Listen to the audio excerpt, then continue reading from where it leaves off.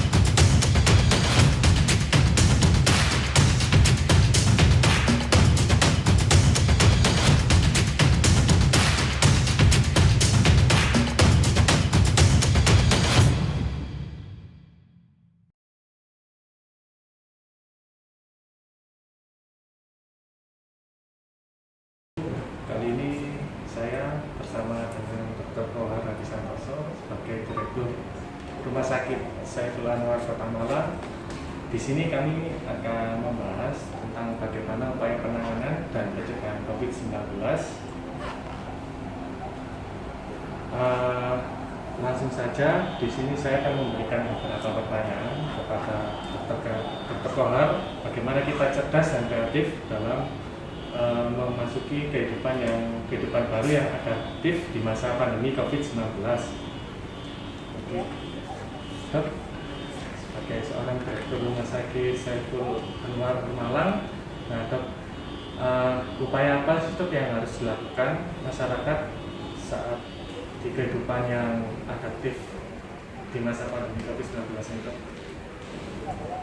Ada beberapa hal yang kita perlu cermati bahwa menghadapi COVID-19 ini, maka sikap, perilaku, kultur itu harus diadakan perubahan menyesuaikan dengan upaya untuk mencegah persebaran COVID lebih jauh. Kita mungkin sudah sering mendengar tentang 3M, protokol kesehatan, yang semacam itu. Tapi yang utama adalah penghayatan, kemudian masyarakat betul-betul mengubah perilakunya dengan budaya baru ini perlu dilakukan.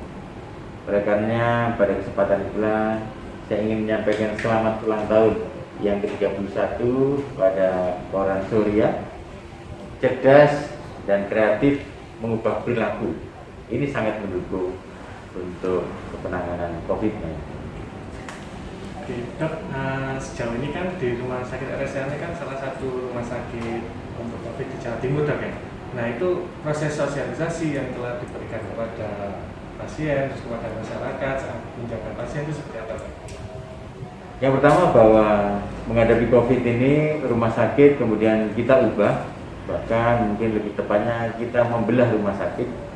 Ada bagian yang memang untuk menangani COVID-19, ada bagian yang menangani kasus bukan COVID-19. Ini adalah untuk memberikan jaminan pada masyarakat bahwa rumah sakit bisa dikunjungi dengan aman oleh mereka yang bukan COVID juga dan bisa menangani pasien yang menderita COVID-19. Nah, setelah persiapan, penanganan, perbaikan, pengelolaan di internal rumah sakit kita lakukan, kemudian kami teruskan dengan melakukan sosialisasi kepada masyarakat supaya mereka paham tentang bagaimana rumah sakit kita kelola, karena memang sekarang situasinya COVID-19, tapi ada masyarakat yang sakit, yang butuh ke rumah sakit, yang perlu kemoterapi, perlu cuci darah atau mengalami kecelakaan, tapi dia non-COVID. Nah, ini harus kita sosialisasi bahwa monggo kalau harus berobat ke rumah sakit, silakan hadir ke rumah sakit. Tapi tetap bahwa 3M-nya, protokol kesehatan harus dilakukan. Kami kemudian juga membuka tempat-tempat untuk cuci tangan, melakukan pemeriksaan protokol kesehatan, yang semacam itu kami lakukan. Katanya di RSA juga memiliki sebuah ruangan tersendiri ya untuk menangani pasien COVID-19 ya? Iya, tepat sekali bahwa kami mengikhlaskan ruang pavilion, bukan ruang itu, gedung malah, gedung pavilion yang biasanya kita pakai untuk menangani pasien VIP, VVIP, ini kami pakai untuk menangani COVID. Kenapa kemudian kita pakai itu? Karena tempatnya relatif terisolir, terlengkap dengan semua fasilitas yang ada. Kemudian kita sudah ubah setup supaya tekanan udaranya sebagian sudah diatur, sehingga untuk dipakai COVID menjadi lebih terlokalisir di tempat. Tentu saja membawa konsekuensi ruang VIP-nya kemana? Ya. Kami sudah membuat ruang-ruang VIP, VVIP bersama di ruang yang lain, sehingga mereka yang membutuhkan fasilitas VIP, VVIP sudah bisa kami akomodir juga. Intinya menjamin masyarakat maupun pasien yang mau ingin menunggu supaya aman gitu dok ya. Ya. Hanya harus menerapkan dengan protokol kesehatan 3M itu ya dok ya. Ya, tetap bahwa kami menerapkan 3M, artinya masyarakat yang mau datang ke rumah sakit tapi tidak pakai masker, terpaksa kami minta untuk pakai masker. Kalau memang ingin masuk, ya harus pakai masker. Ketika masuk, ya kami periksa suhunya. Kemudian juga bagaimana kita siapkan sudah tempat cuci tangan. Sekarang sudah kita tambah wastafel di berbagai sudut, berbagai tempat. Ada 50-an, jadi gampang sekali untuk dapatkan wastafel. Dan kita juga mengatur supaya mereka yang datang itu bisa menjaga supaya tidak berkerumun. Oke, dok, itu tadi sekilas upaya penanganan dan pencegahan di dalam rumah sakit Saiful Anwar Malang ini. Dan selanjutnya Dr. Bahar ini juga sebagai ketua tim tracing gugus tugas COVID-19 Jawa Timur ya dok ya. Nah itu bagaimana dok? Mungkin bisa diceritakan dokter saat melakukan tracing kepada pasien dan jumlahnya kasus saat ini di Jawa Timur seperti apa? Ya, ini kan amanah dari Ibu Gubernur. Barangkali karena kemarin sebelum jadi direktur ini saya adalah Kepala Dinas Kesehatan Jawa Timur, dan kejadian COVID ini dekat sekali dengan saat perubahan tadi, maka saya ditunjuk untuk memandu, memimpin tentang tim tracing. Tracing ini adalah kegiatan untuk melacak mereka-mereka yang terkonfirmasi sakit COVID, kemudian siapa saja kontak sekitarnya, tujuannya untuk memotong mata rantai penularan. Artinya kalau ada satu kasus COVID, siapa aja yang sana kita periksa juga, bahkan kalau memang terindikasi itu kita isolasi. Dan jangkauannya memang cukup luas, bukan cuma di tingkat rumah, dan juga di komunitas, di kelompok-kelompok masyarakat, di keluarga-keluarga. Dan kita memang bekerjanya bersama tim tracing dari Dinas Kesehatan Provinsi Jawa Timur, kemudian Dinas Kesehatan Kabupaten Kota, Puskesmas seluruh Jawa Timur. Jadi di masing-masing daerah itu ada sendiri koordinasinya dengan mereka ya? Ada, jadi di tiap kabupaten kota sudah ada tim tracingnya juga. Peran kita dalam melakukan koordinasi, ya. Memang tim kita juga turun langsung pada tempat-tempat yang memang harus kita tangani bersama. Misalnya pada perusahaan yang besar, pada pondok yang jumlahnya banyak, atau kemudian outbreak-nya sangat terlalu luas, maka kita dukung ke kabupaten kota, tim kita turun ke sana. Selama menjadi ketua ini dok, di dalam proses tracing ini kendalanya apa dok? Banyak. Orang dilakukan tracing itu kan tidak semua kemudian dengan senang hati, bukan. Ada yang kemudian curiga, ada yang takut, ada yang malu, ada yang enggan untuk ketemu, semacam itu. Sehingga tim kami juga beberapa kali bisa datang ke satu tempat, ada rumah yang sudah jelas datanya bahwa dia mengalami COVID. Ketika kita bel, yang muncul pertama yang jaga, dan kebetulan yang jaga ternyata anjingnya. Datang lagi ada yang di bel, yang jaga ternyata pembantunya. Juragannya yang sakit sudah mengisolasi jauh di mana sana, yang semacam itu. Ya. Mau ke sana juga masyarakat sekitarnya kadang-kadang melakukan blokade karena semacam itu. Jadi masih ada stigma ketakutan. Ya, tapi itu di awal.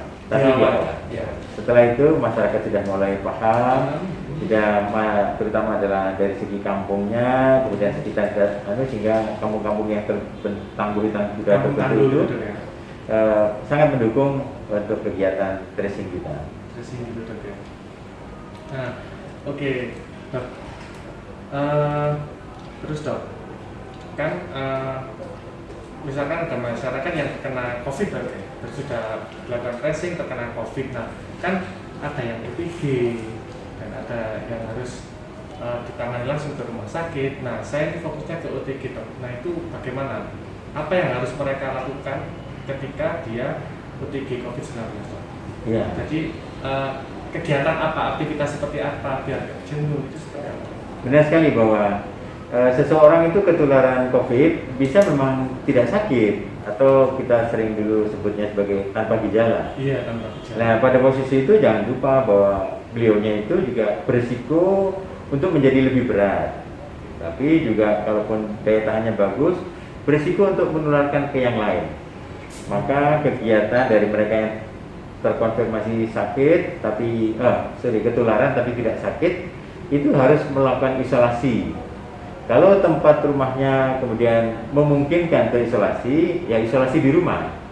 Tapi kalau rumahnya atau tempatnya itu kurang memungkinkan, maka harus isolasi di tempat-tempat yang sudah disiapkan kabupaten kota, termasuk Provinsi Jawa Timur menyiapkan di rumah sakit lapangan yang semacam itu harus dilakukan.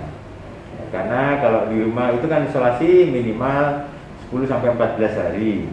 Iya. Kalau di rumah cuma ada satu kamar, kemudian sembunyi di kamar saja, nah itu bisa jenuh itu. Maka kemudian harus ada upaya-upaya bagaimana relaksasinya. Termasuk sudah siapkan safe house atau rumah isolasi. Seperti di Jalan Kawi gitu kan? Ya, yang gitu di jalan, kalau di Malang ini Jalan Kawi misalnya, macam itu. Tapi ya itu Dok ya, aturannya harus rumah tersebut harus apa, sesuai dengan spesifikasi gitu Dok ya, untuk melakukan isolasi mandiri Dok. Iya. Misalkan ada pasien yang tidak mau dikirim ke safe house gitu Dok ya, apa spesifikasinya Dok? Jadi kalau mereka yang mau isolasi sendiri di rumah, jangan lupa bahwa tidak boleh berinteraksi dengan mereka yang tidak sakit. Kalaupun di rumah mungkin ada rumah tingkat, mungkin ada lotengnya, boleh. Tapi kamar mandinya jadi satu apa enggak itu ya? Kemudian alat makannya sendiri apa enggak ya? Nah, itu harus diatur. Maka kemudian harus ada caranya supaya bisa betul-betul isolasi dan betul-betul tidak berinteraksi dengan yang lain. Selanjutnya Dok, itu kan tadi terkait dengan orang tanpa gejala Dok ya. Nah, kalau selama masa adaptif ini Dok, bagaimana tips-tips kepada masyarakat dalam menjaga kebugaran mereka, menjaga meningkatkan imunitas mereka, itu harus seperti apa? Yang perlu dicermati memang di samping 3M, pakai masker, cuci tangan, kemudian jaga jarak, itu jaga imunitas juga mesti dilakukan. Imunitas itu dipengaruhi oleh psikis dan juga fisik. Psikis jelas bahwa fisik itu psikisnya maksudnya adalah kejiwaannya, maka tidak boleh kemudian karena kena COVID kemudian jadi depresi, ketakutan, bukan itu. Tapi bagaimana tetap semangat, tentu saja berdoa, kemudian buat senang, itu mesti dilakukan. Dan masyarakat yang lain, ini yang dibutuhkan juga untuk mendukung. Kalau dia makin dikucilkan, makin dia depresi nanti. Kemudian dari segi fisik, badannya, itu makanan harus bergizi. Kemudian saja aktivitas dan istirahat. Nggak usah cuma makan aja tapi diem aja. Maka upayakan ya paling nggak 30 menit pagi hari kena matahari berolahraga. Olahraganya yang ringan-ringan aja, jangan menjadi terlalu berat. Misalnya lari seputaran rumah juga bisa. Ya. Kemudian mungkin bisa apa lagi ya? Yang berjemur, yang olahraga ringan lah. Ya. Olahraga ringan. Kalau rumahnya luas ya memang bisa lebih luas lagi ya. Kalau di rumah sakit lapangan memang tersedia fasilitasnya untuk olahraga, gym, mungkin juga karaoke, itu mesti bisa. Oh iya, Dok, kalau rumah sakit lapangannya rencananya di Malang ini seperti apa Dok progresnya? Kami sudah lakukan persiapan sebenarnya tempatnya dan juga semua kesiapannya. Namun menyikapi dari jumlah yang sekarang Jawa Timur alhamdulillah sudah relatif sudah terkendali penambahannya. Kemudian jumlah kesembuhannya juga makin meningkat, maka untuk safe house yang kita siapkan rumah isolasi di Malang yang dikendalikan oleh provinsi, kita pending dulu. Oh, di pending. Oke, Dok, terakhir ini Dok, terkait dengan vaksin. Nah, untuk di Jawa Timur dan di Kota Malang sendiri bagaimana Dok proses vaksin sejauh ini? Kapan pendistribusiannya, terus mekanisme pendistribusian seperti apa? Yang pertama perlu diingat bahwa vaksin ini on progress penelitiannya dan juga on progress untuk mendatangkannya, kemudian nanti on progress akan melakukannya, itu mesti dicermati. Oleh karenanya jangan kemudian menjadi berharap-harap sekali pada vaksin, iya, tapi jangan kemudian segala-galanya. Artinya jangan lupa upaya tadi yang 3M, protokol kesehatan tetap dilakukan. Kami di rumah sakit pun membuat buku. Ini panduan untuk ya penanganan pada COVID ini kami lakukan. Ini kita sosialisasikan semua panduan ini. Maksudnya supaya semua masih ingat untuk melakukan pencegahan tadi. Nah, vaksinnya itu sendiri kalau datang nanti akan kita berikan. Nah, cuman melakukan vaksinasi itu kan nggak sederhana. Maksudnya sekarang ini untuk vaksin COVID ini kan berarti untuk seluruh penduduk. Seluruh penduduk. Kalau dari pengalaman saya waktu melakukan vaksinasi untuk seluruh Jawa Timur waktu sebagai kepala dinas, ya, itu nggak sederhana. Padahal sasarannya imunisasi untuk anak-anak gitu. Tapi ada juga daerah-daerah yang kemudian anak-anaknya nggak mau diimunisasi, orang tuanya nggak mau, ya semacam itu. Kita harus melakukan pendekatan dulu, ya. Kemudian juga ada kejadian ketika diimunisasi ada efek samping, namanya kejadian ikutan pasca imunisasi. Nah, itu kita harus siapkan. Memang kita sudah siap juga sih, ada tim KIPI namanya, tim kejadian ikutan pasca imunisasi. Kita sudah siapkan itu. Tapi itu bisa menyebabkan resistensi atau penolakan masyarakat atas imunisasi bisa terjadi. Nah, sekarang untuk COVID ini seluruh umur berarti. Iya. Nah, ini kan lebih luas berarti. Yang kita jangkau lebih banyak. Ini perlu pendekatan-pendekatan yang lain untuk bisa melakukan. Jadi strategi dan taktisnya untuk melakukan imunisasinya harus kita susun. Oke ya, itu tadi hasil wawancara saya dengan Dr. Kohar selaku Direktur Utama RSSA Malang dan juga sebagai Ketua Tracing Tim Gugus Tugas COVID-19 Jawa Timur. Nah, mungkin closing statement ini apa Dok yang mungkin ingin disampaikan kepada masyarakat Dok di kehidupan yang aktif ini Dok? Jadi juga sekalian bahwa pada kesempatan ulang tahun yang ke-31 Harian Surya yang punya tagline cerdas dan kreatif ubah perilaku, maka sangat cocok ini dengan kaitan dengan COVID. Titip pada masyarakat untuk diedukasi supaya menghadapi COVID ini pakai masker, cuci tangan, jaga jarak, protokol kesehatan, jaga imunitas, bisa diedukasikan pada masyarakat supaya COVID-nya bisa segera sirna. Matur suwun Dok. Terima kasih.